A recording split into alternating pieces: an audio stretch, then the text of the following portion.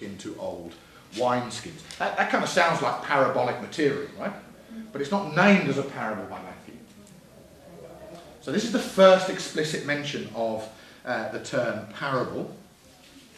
And so Matthew quite clearly intends this discourse, this third discourse, to be some kind of documentation of the parable teaching of Jesus.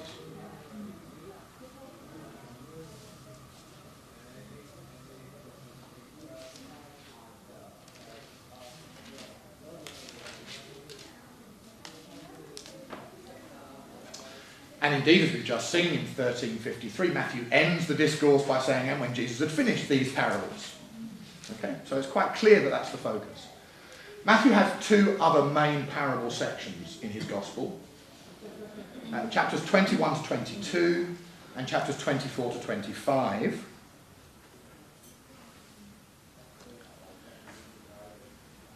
And although you're going to get opportunity, I assume, later in the semester to talk about those parables, one of the interesting and important things to note is that those parables are very explicitly focused on a particular set of associated themes, particularly to do with what we might call future eschatology and final judgment. Okay? So the parabolic material later in the Gospel is about the promise of the coming of the Son of Man, the definitive eschatological judgment. The parable of the sheep and the goats in Matthew 25 is the kind of archetypal example of that separation parable set in the future, when the Son of Man comes. Yeah? So one of our questions might be how these parables relate to that emphasis. Okay?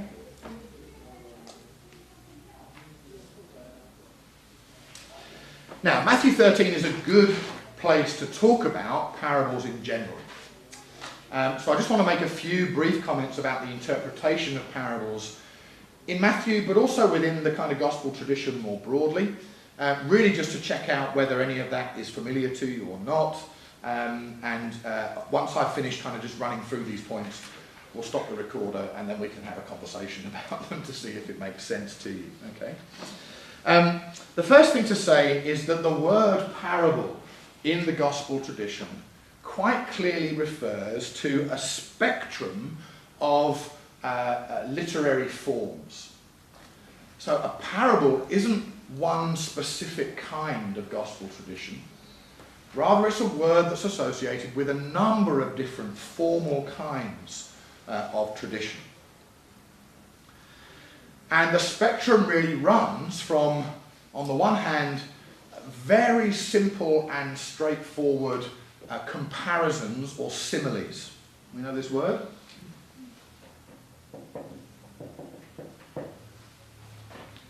X is like Y. Yeah? A is like B. Those kinds of comparisons, very simply phrased, are named as parables in some parts of the gospel tradition. Right on the other end of the spectrum, we have what we might call full stories or narratives, okay, with multiple stages, including features of narrative that are familiar to us from reading the Gospels. They have a plot, they have characterization, they have settings of some sort or another, etc., etc., etc.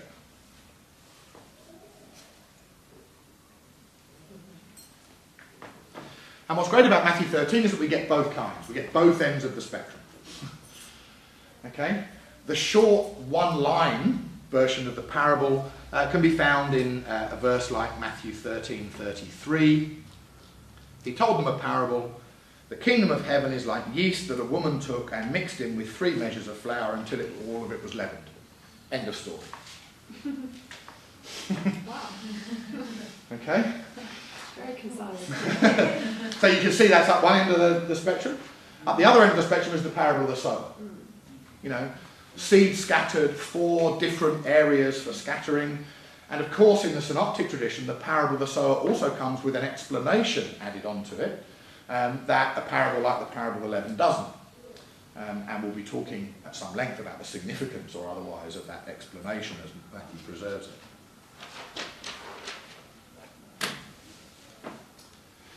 The second thing to say generally about parables as a literary form is that any form that basically sets up a comparison, any form that says effectively X is like Y, is a form in which meaning is to a certain extent obscured.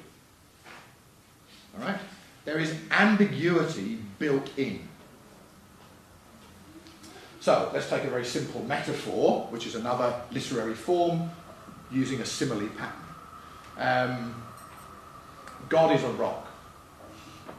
All right? Now, because that's a familiar metaphor, we immediately go through the mental process of finding which features or characteristics of a rock are the ones that are appropriate for us to connect to God. God's reliability, God's steadfastness, etc., etc. Quite clearly, there are other characteristics of a rock that you would not attribute to God. Okay? God is not the result of millions of years of sedimentation and kind of geological processes. That's not how we would understand it. The same is true of parables. Parables come with the question, what does it mean, built into the form. Okay? And there's an ambiguity that requires the audience of the parable to do some work in understanding and interpretation. You got that?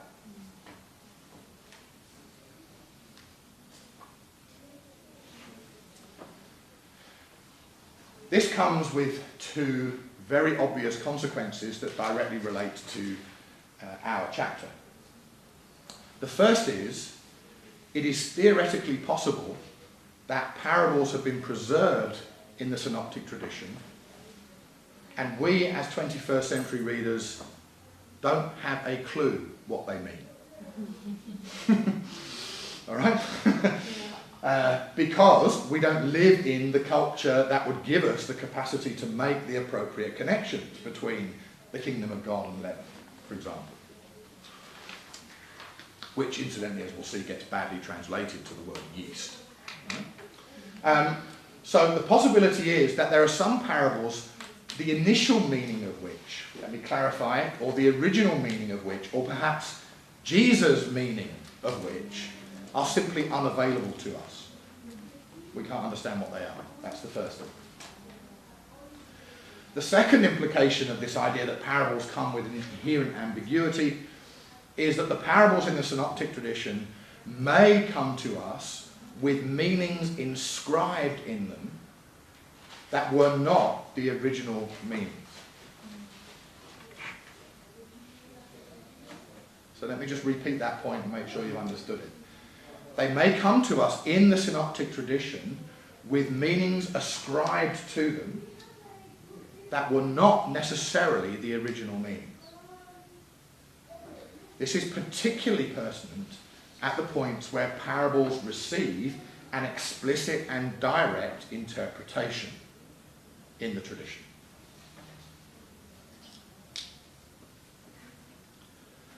So to put it bluntly, the question about the parable of the sower and its interpretation is, when we read the interpretation, whose interpretation are we reading? I know that Mark and Matthew placed that interpretation on the lips of Jesus, but is there the possibility, at least, that the interpretation given to Jesus is actually an interpretation that the later church came to attribute to the parable of the sower? That they read the interpretation back in to the story itself. Now, I think we just need to recognise that that's a possibility, and that scholars disagree about the extent to which this may or may not have happened. And I'm going to suggest today that in the two examples that we have here, I think we have one case where the interpretation, in my view, seems to be pretty close to what Jesus probably intended, insofar as we can ascertain that. In another case, I think the meaning has been very clearly accorded to or attributed to the parable by a church, or probably actually by Matthew himself, I think. So we'll see that difference as we go through.